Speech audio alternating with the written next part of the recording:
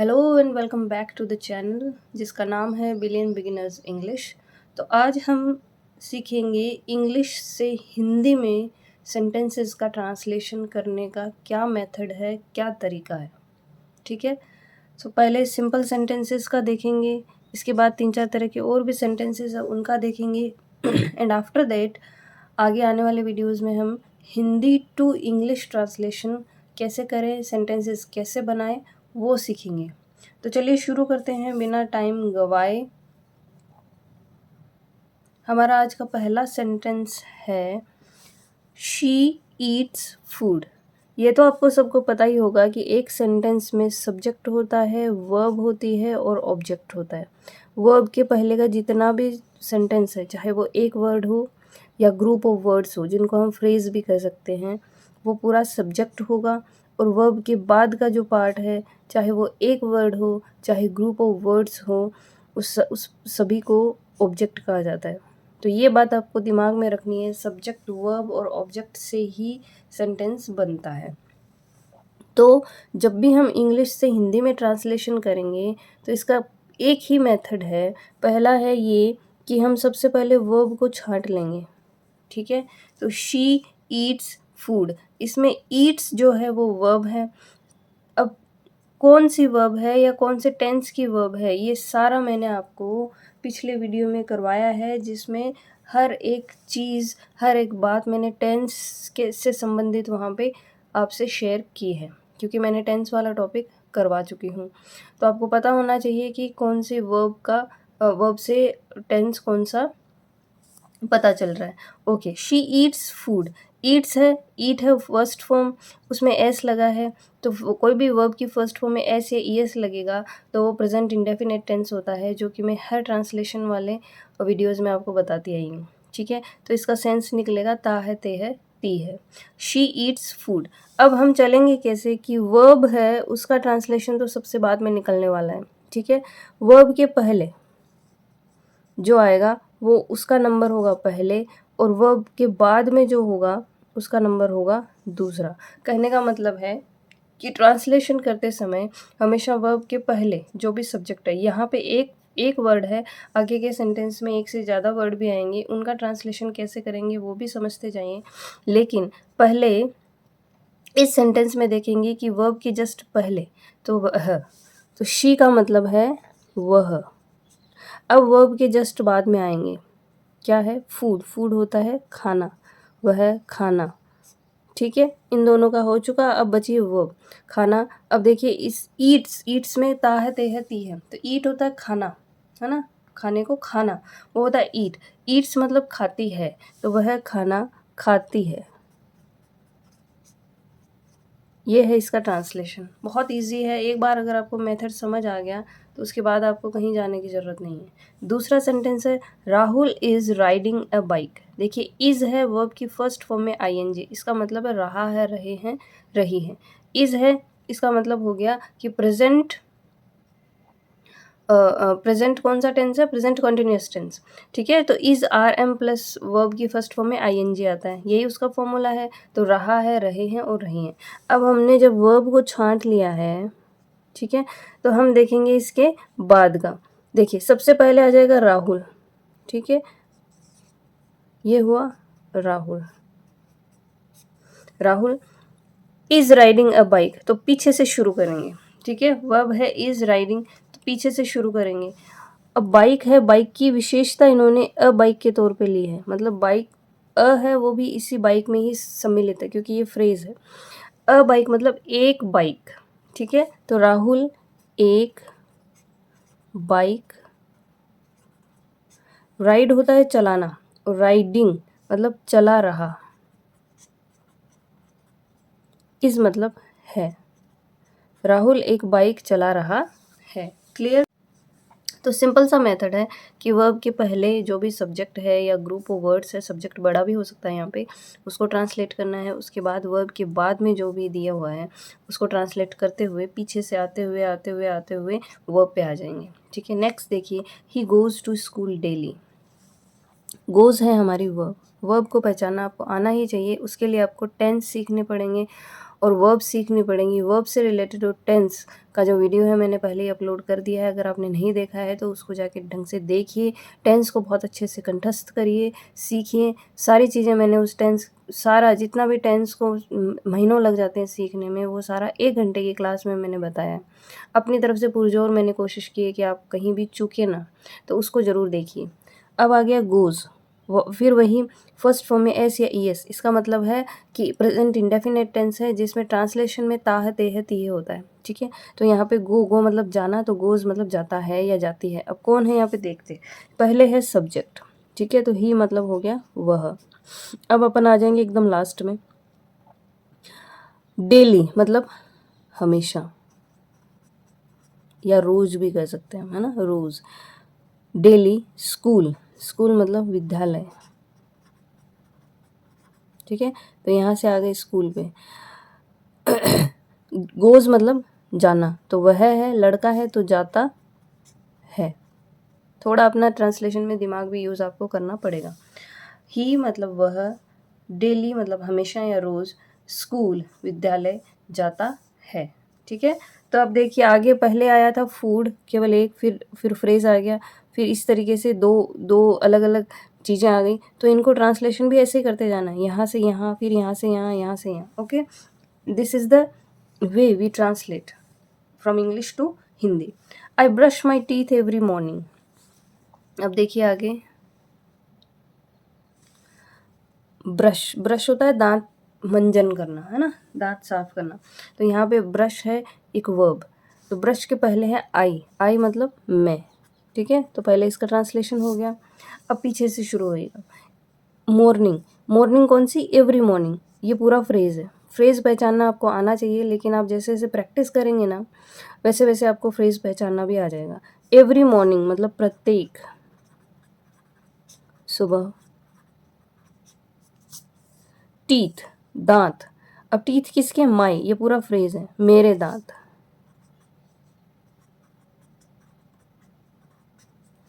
Brush मतलब साफ करना, है ना, तो मैं प्रत्येक सुबह मेरे दांत साफ करता हूँ, या दांत ब्रश करता हूँ या करती हूँ, ठीक है। तो ऑब्वियसली आपको पता है आई है, मैं है, तो इसके साथ हूँ ही आएगा।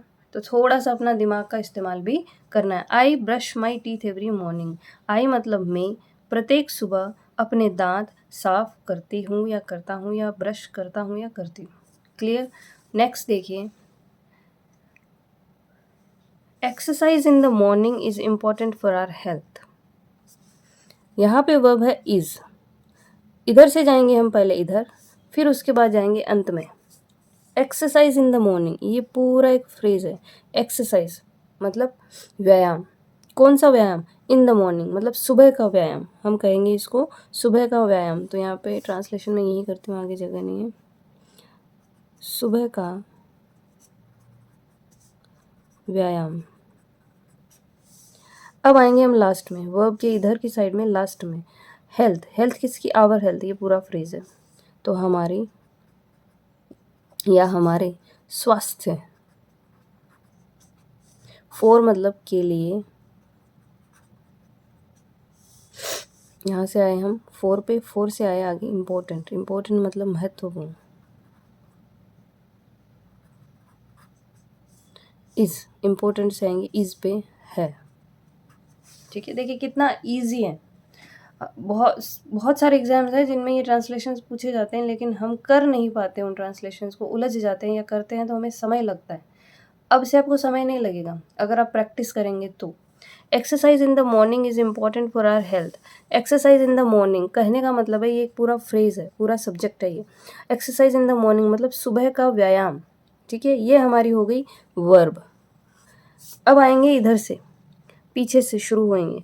आर हेल्थ, ये पूरा फ्रेज है, हमारे स्वास्थ्य या हमारा स्वास्थ्य, है ना। फॉर मतलब के लिए, इम्पोर्टेंट मतलब महत्वपूर्ण, इज मतलब है। वर्ब का ट्रांसलेशन जब इंग्लिश से हिंदी में करेंगे ना, तो हिंदी में वो जो ट्रांसलेशन है उस वर्ब का, वो सबसे अंत में आता है। Clear. I play cricket with my friends every Sunday. Play खेलना, ये हो गई हमारी वर्ब, ठीक है। तो प्ले के पहले हमारा सब्जेक्ट कौन है, आई, मतलब मैं। अब आएंगे लास्ट में, ठीक है। संडे है, संडे भी कौन सा, एवरी संडे, मतलब प्रत्येक संडे की बात हो रही है, जो कि एक फ्रेज है। प्रत्येक रविवार, फ्रेंड्स, फ्रेंड्स कौन से, मेरे फ्रेंड्स, ये पूरा एक फ्रेज है। मेरे फ्रेंड्स मतलब मेरे दोस्तों, फ्रेंड्स है दोस्तों। अब देखिए यहाँ पे दोस्त भी हो सकते हैं और दोस्तों भी हो सकते हैं, है ना। तो आप थोड़ा सा दिमाग लगाएंगे कि ट्रांसलेशन में क्या फिट बैठ रहा है, ठीक है। तो मैं प्रत्येक रविवार मेरे दोस्तों या मेरे दोस्त, विद मतलब साथ, तो यहाँ पे के साथ लिखेंगे अपन। क्रिकेट, यहाँ से आ जाएंगे विद पे, विद के बाद आ जाएंगे क्रिकेट पे, तो क्रिकेट। प्ले है फर्स्ट फॉर्म, आई के साथ तो फर्स्ट फॉर्म ही आएगा, मतलब इसमें एस या एस नहीं लगेगा, ठीक है। तो कौन सा हो गया ये, खेलता हूँ, ता है ते है ती है आएगा, प्रेजेंट इंडेफिनिट टेंस है। क्रिकेट खेलता हूँ, ठीक है। तो I play cricket with my friends every Sunday, मैं प्रत्येक रविवार मेरे दोस्तों या अपने दोस्तों के साथ क्रिकेट खेलता हूँ, ठीक है। आई बिलीव इन गॉड, अब बिलीव है आपकी वर्ब, जिसका मतलब होता है विश्वास करना। तो आई के साथ एस या एस नहीं लगेगा, फर्स्ट फॉर्म में क्लियरली प्रेजेंट इंडेफिनिट टेंस है, ठीक है। तो आई बिलीव इन गॉड, मैं, ये ट्रांसलेशन पहले हो गया सब्जेक्ट। अब आ जाएंगे हम इधर, गॉड मतलब भगवान, इन मतलब में, है ना, अंदर। तो यहाँ पे भगवान में विश्वास करना, तो इन, बिलीव मतलब विश्वास, फर्स्ट फॉर्म में प्रेजेंट इंडेफिनिट है, ता है ते है ती है तो आएगा ही, तो विश्वास करना इसका मतलब होता है। तो हम कैसे बनाएंगे इस सेंटेंस को, विश्वास करता हूँ। आई बिलीव इन गॉड, मैं भगवान में विश्वास करता हूँ। क्लियर, देखिए इतना इजी है ट्रांसलेशन, जो हमें बहुत डिफ़िकल्ट लगा करता था। ही बिलीव्ड मी, ही बिलीव्ड मी मतलब उसने मेरा भरोसा किया, है ना। बिलीव्ड सेकंड फॉर्म है, मतलब पास्ट इंडेफिनिट टेंस है ये, बिलीव्ड सेकंड फॉर्म है ये। अगर आपने टेंस पढ़े हैं, अगर आपने मेरे पुराने वीडियोस देखे हैं जिसमें मैंने बहुत प्रैक्टिस करवाई है पास्ट टेंस की और प्रेजेंट टेंस की, तो आई बिलीव, ही बिलीव्ड मी, उसने मेरा भरोसा किया या किया था। तो ही, अब बिलीव है हमारी वर्ब, तो ही मतलब वह। अब हम जब ट्रांसलेशन करेंगे तो थोड़ा सा दिमाग का यूज़ करेंगे कि हम इसमें क्या यूज़ करने वाले हैं। तो उसने होगा यहाँ पे, उसने मतलब तो वह ही आएगा उसने के लिए भी, तो उसने, मी मतलब मेरा, ठीक है। पहले इसके पहले आ जाएंगे, फिर इसके बाद में आ जाएंगे इधर, मेरा विश्वास किया,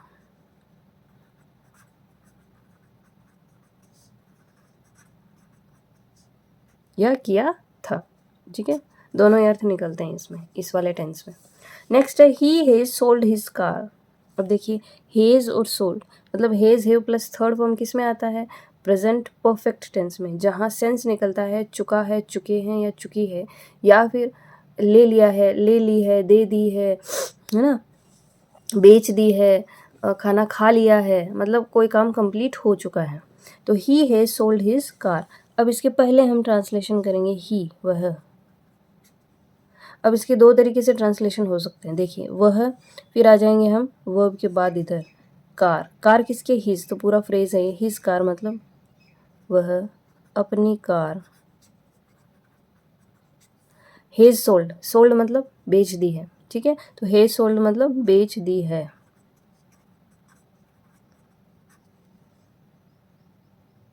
या उसने अपनी कार बेच दी है, या चुका है, बेच चुका है, ठीक है। तो बेच दी है मतलब कोई काम हो गया है, बेच चुका है मतलब कोई काम हो गया है, दोनों ही सेंस हो सकते हैं परफेक्ट टेंस में, ठीक है। ट्रांसलेशन आपको समझ आ गया होगा किस तरीके से करना है। She will accept my orders, will, ठीक है, हेल्पिंग वर्ब है और मेन वर्ब है ये एक्सेप्ट। अब कैसे करेंगे, शी मतलब वह, माई ऑर्डर्स, ऑर्डर्स है और सबसे पहले अंत में आ जाएंगे, शी हो गया, अब कुछ भी नहीं बचा है यहाँ पे वर्ब से पहले, अब वर्ब के बाद आएंगे ऑर्डर्स, मतलब आदेश। किसके ऑर्डर? मेरे ऑर्डर्स, तो पूरा फ्रेज है ये, मेरे आदेश, या आदेशों भी हो सकता है, वो पूरा ट्रांसलेशन करेंगे सेंटेंस का तो हमें समझ आएगा। वह मेरे आदेशों को एक्सेप्ट मतलब स्वीकार, विल है मतलब करेगा या करेगी, है ना, स्वीकार करेगी क्योंकि शी है तो करेगी। वह मेरे आदेशों को, अब यहाँ थोड़ा सा हमें को लगाना पड़ेगा, ठीक है। तो वह मेरे आदेशों को स्वीकार करेगी, मतलब मैंने जो भी आदेश दिए हैं उनका वो पालन करेगी। तो she will accept my orders. Translation समझ आ रहा होगा आपको, बहुत अच्छे से मैं बता रही हूँ, अपनी तरफ से कोशिश कर रही हूँ। अब देखते हैं आगे। You are not fit for this job. Are helping verb है यहाँ पे, मेन वर्ब फिट मतलब योग्य होना किसी चीज़ के लिए। यू मतलब तुम, तो पहले हम वर्ब के पहले करेंगे ट्रांसलेशन, तुम। अब तुम के अलावा, यू के अलावा यहाँ कुछ भी नहीं है, तो अब आ जाएंगे हम इधर लास्ट में। दिस जॉब मतलब इस, जॉब एक तरह का होता है कार्य। फॉर दिस जॉब मतलब इस कार्य, है ना, पूरा फ्रेज है। फॉर के लिए। अब आ जाएंगे हम फिट। फिट होता है योग्य। नॉट मतलब नहीं। आर मतलब है या होना, ठीक है। तुम इस कार्य के योग्य नहीं हो। You are not fit for this job. देखिए कितना ईजी है ट्रांसलेशन करना। You are not fit for this job, सबसे पहले हम वर्ब के पहले जो भी सब्जेक्ट है या ग्रुप ऑफ वर्ड्स है या खूब बड़ा चौड़ा सब्जेक्ट है उसका ट्रांसलेशन करेंगे। उसके बाद वर्ब के जस्ट बाद में जितना भी है उसमें लास्ट में आ जाएंगे, और लास्ट से 1 2 3 4 इस तरीके से आते आते उस वर्ब तक आ जाएंगे। ये होता है translation method. She conspired against me. Conspire होता है, देखिए ये है वर्ब यहाँ पे, जिसका मतलब होता है षड्यंत्र करना, साजिश रचना, ठीक है। तो शी, अब सबसे पहले वर्ब के पहले जो भी है शी मतलब वह होता है, लेकिन यहाँ पे इसका मतलब निकलेगा उसने मेरे खिलाफ साजिश की, क्योंकि ईडी है, डी है लास्ट में, मतलब ये सेकंड फॉर्म है, और साथ में हेज है कुछ भी नहीं है, इसका मतलब ये केवल सेकंड फॉर्म है, ठीक है। ये थर्ड फॉर्म नहीं है, क्योंकि कॉन्स्पायर की थर्ड फॉर्म भी और सेकंड फॉर्म भी दोनों कॉन्स्पायर्ड ही होती है। लेकिन पहचानना कैसे है आपको कि इसके साथ हेज, हेव या हेड नहीं है, इसका मतलब ये पास्ट इंडेफिनिट टेंस है जिसमें सेकंड फॉर्म आती है। क्लियर?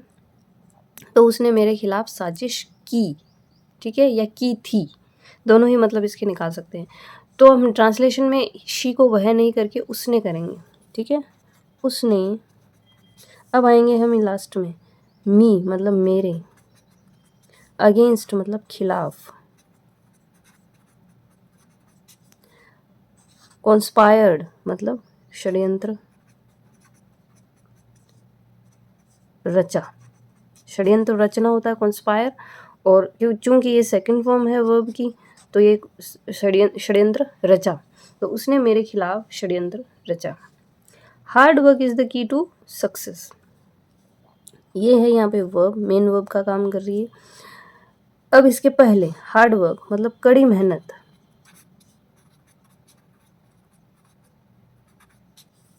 अब आएंगे इसके अंत में सक्सेस सफलता, की टू सक्सेस मतलब सफलता की चाबी,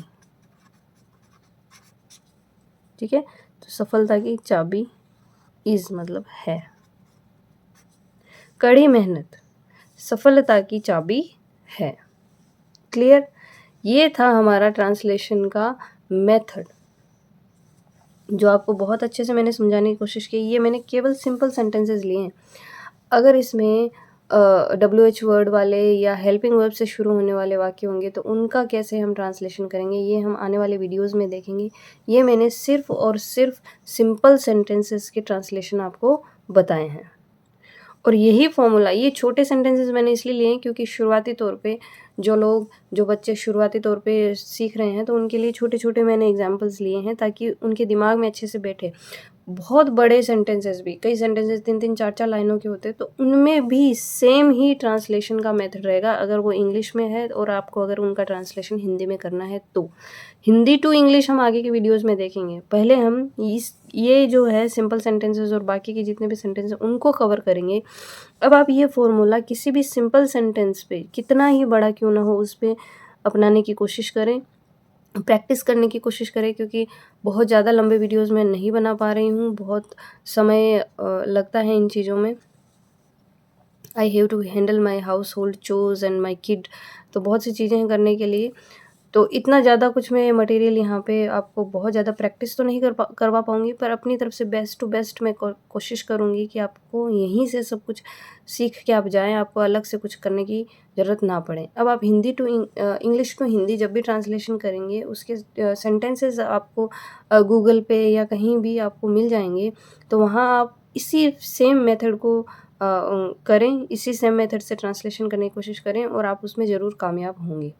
तो चलिए मिलते हैं नेक्स्ट वीडियो में। अगर वीडियो पसंद आया हो तो ज़्यादा से ज़्यादा बच्चों तक, ज़्यादा से ज़्यादा लोगों तक इसको शेयर करिए, ताकि मैं भी आगे मोटिवेट होती रहूँ और आगे से आगे मोर वीडियोज़ में लाते रहूँ आपके लिए। मिलते हैं नेक्स्ट वीडियो में, टिल देन बाय बाय।